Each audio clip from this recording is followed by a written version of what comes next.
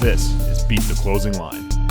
Hey everyone, welcome back to Beat the Closing Line. I am your host, Nicole Russo, alongside football analyst for TheLines.com, Eli Hershkovich. And as you know, each Thursday we have a special guest on to talk football. And this week we're going to be diving into college football betting with the one and only Chris Fallica, also known as the Bear from ESPN's College GameDay. But Chris, you're also doing some Thursday night football for Amazon this year. How's it all going for you? It's been a lot of fun. It's certainly been a lot more travel this year. It's been a little more work, I think, and took a little bit more of a toll than you would have thought it would. But the games have been, it's so different between the college game and the pro game. Just the speed of the pro game, how quickly the game seemed to. And they're usually like a half hour quicker than the program. The crispness of the play, the replays are more buttoned up. And so it's kind of funny to sit there for a pro game on Thursday and then just kind of notice the differences on Saturday in the college game. But college football certainly is my first love. So the NFL will not be supplanting it anytime soon. Well, we're glad we get to see you multiple times a week now this year. And before we dive into today's discussion, again, focusing on college football, on today's podcast, make sure that you like this video, follow us on YouTube, and ring that bell for notifications so you know every time we post a new video. And of course, subscribe to the Beat the Closing Line pod wherever you get your podcasts. I am going to kick this off with the Pac-12 title game. I have a vested interest in this game. I live in Las Vegas and will be attending this game. USC is a 2.5 point favorite at most books. There is a juiced Utah +3 available at DraftKings. Now the Utes are 38-21-1 against the spread as an underdog under Kyle Whittingham. Cam Rising and Utah have the edge in their lone regular season matchup, ruining USC's perfect record this season. Are you backing Heisman Trophy favorite Caleb Williams or the Utes on Friday night? Yeah, I'm backing Utah on Friday night. I'm sorry to disappoint you, Nicole. Hey, I told you, as long as they can cover, as long as they don't win.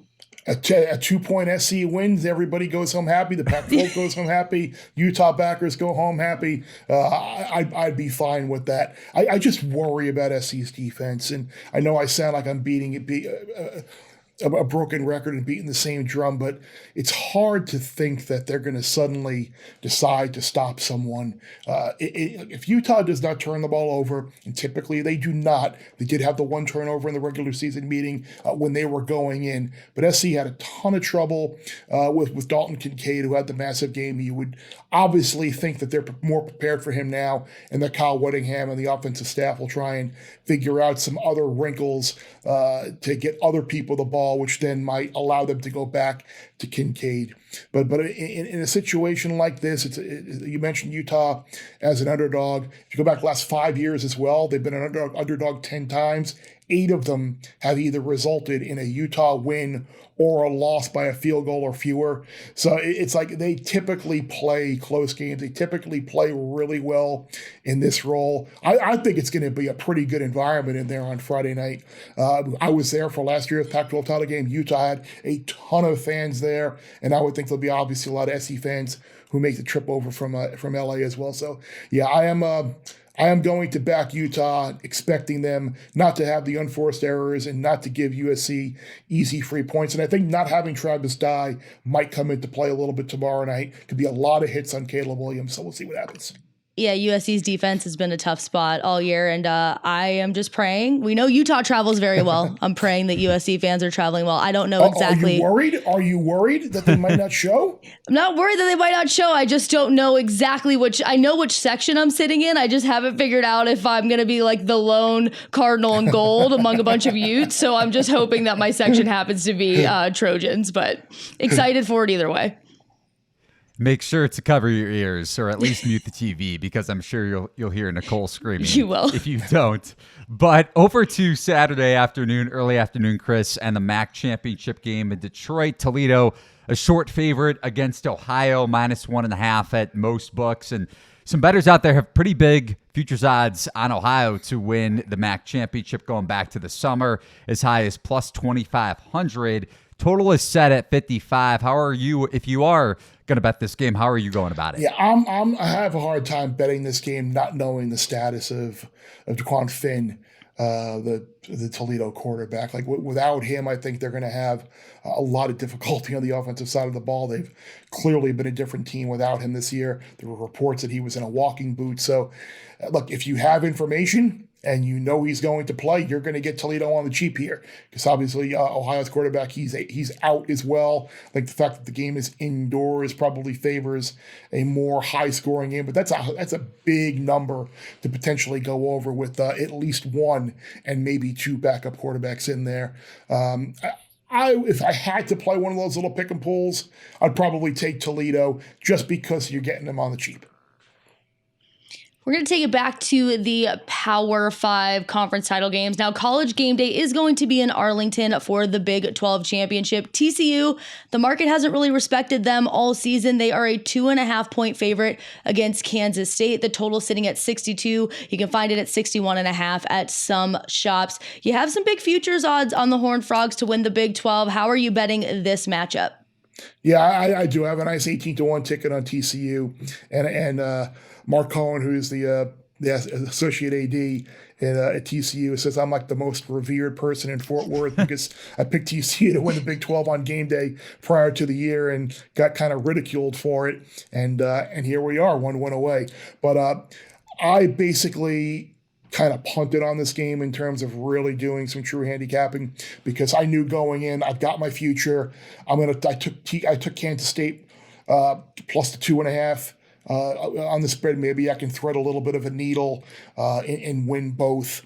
So just to basically hedge against my stake, and then a little bit just to guarantee a profit. But I do think TCU is the right side in this game. I think their defense has played much better in recent weeks. You saw them really, their defensive line really dominate Texas a couple weeks ago. They found a way to get past Baylor again, and then they dominated Iowa State last week. And I think there's something in that locker room as well, their resiliency. And I think they're a little tired of hearing about the only reason they beat Kansas State the first time around was because Howard and Martinez both got hurt and got knocked out of the game. So I think they're this close. I think they take it out of the committee's hands. I think they'll reign, win or lose, but I think they win and leave no doubt. Over to the SEC championship game, Chris. Georgia, a 17.5-point favorite against LSU. Total is at around 51. Tigers are the second biggest underdog in SEC championship game history. But do you think Jaden Daniels and LSU can keep this game competitive, or you backing Georgia in a potential moneyline parlay?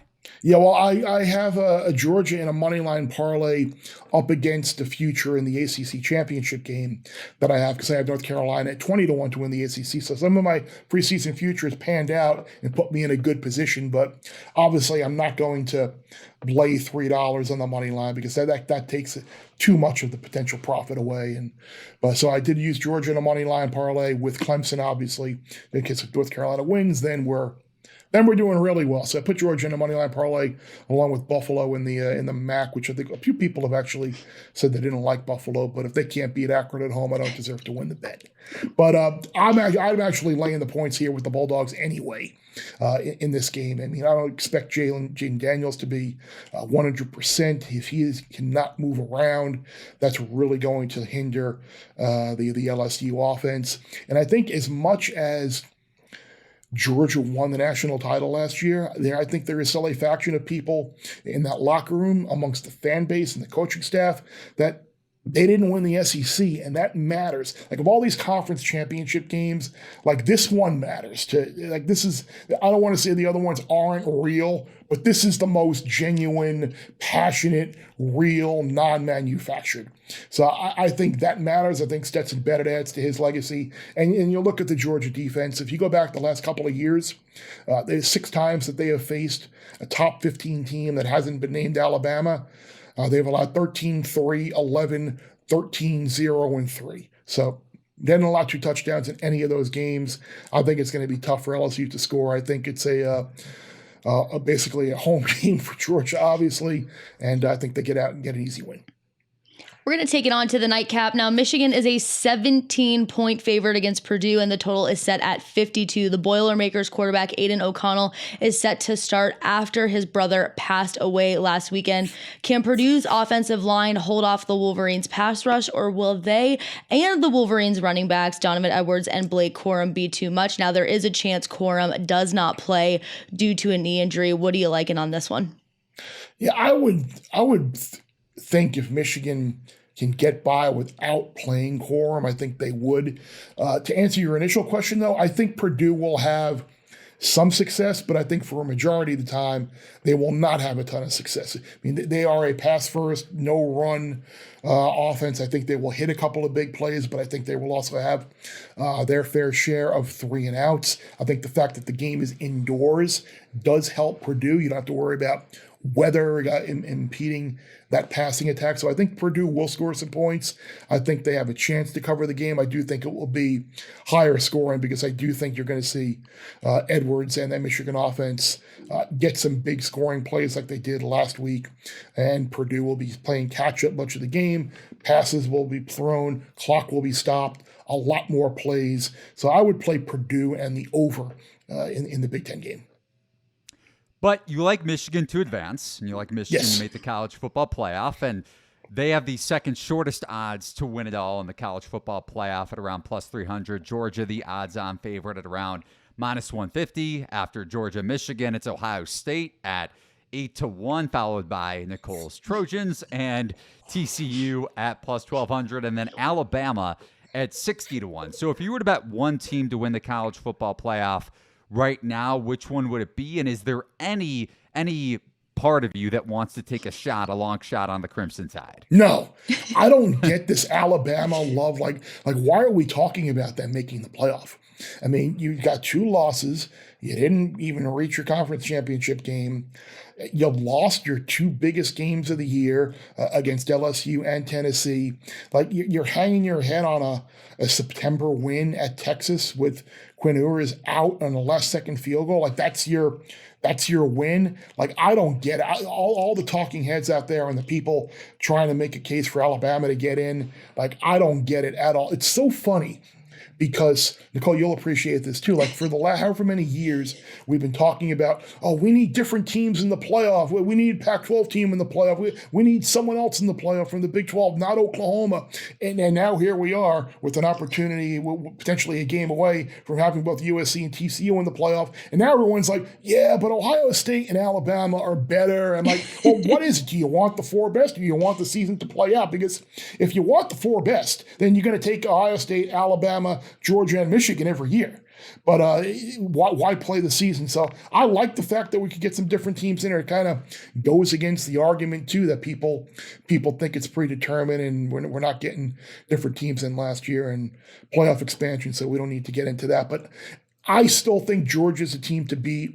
Like, I have them preseason at like plus 350. So, like, if I had to take a flyer on one of those teams as being in the position that I'm in, I think I would take Michigan. Obviously, just because I think they're the one team that has the best matchup with Georgia. They're the most physical team. They're the team that has the opportunity to stand up the most in the trenches, where I think Kirby Smart and that Georgia defense would have and their offensive line would have a good matchup taking on SC or TCU. And all of that hoopla just in time for USC to leave the Pac-12. Exactly. Yeah. Now you're going to wind up being the third playing third fiddle on the Big Ten behind Michigan and Ohio State. And now with the expansion in the playoff, you'll be looking at Oregon, Washington, and Utah playing for a playoff berth every year. Speaking of the expansion, what are your thoughts on the announcement that they're going to expand from 4 to 12 teams starting in 2024? I don't love it. Like, I think it should be hard to get into the playoff. They knew what the conferences knew what they were getting into when they started this. I'm not one of these automatic qualifiers. So Purdue pulls an upset after an 8-4 year. They're in the playoff. Like, come on. We all love more college football. People are going to watch the games. We're going to bet on the games. But ultimately, it's not going to change who's winning the national championship. So I think it was an appeasement between the bowls and the teams to, You get more teams. You get the first round at home. You get the bowls, more bowls involved in the playoff. You get more fan bases involved in the playoff. You get more money for TV because there are more games. So it's kind of the almighty dollar talks. I was going to say, it's all about money, right? And for those of you on video, we are getting our pal Eli back. We lost him for a second, but that's okay. For those of you on audio, you didn't even know he was gone. But we fooled him. Chris, thank you so much for joining us, and have fun in Arlington this weekend. For those of you that are betting on college football, good luck with your bets. Go Trojans, fight on. We will see you on Tuesday.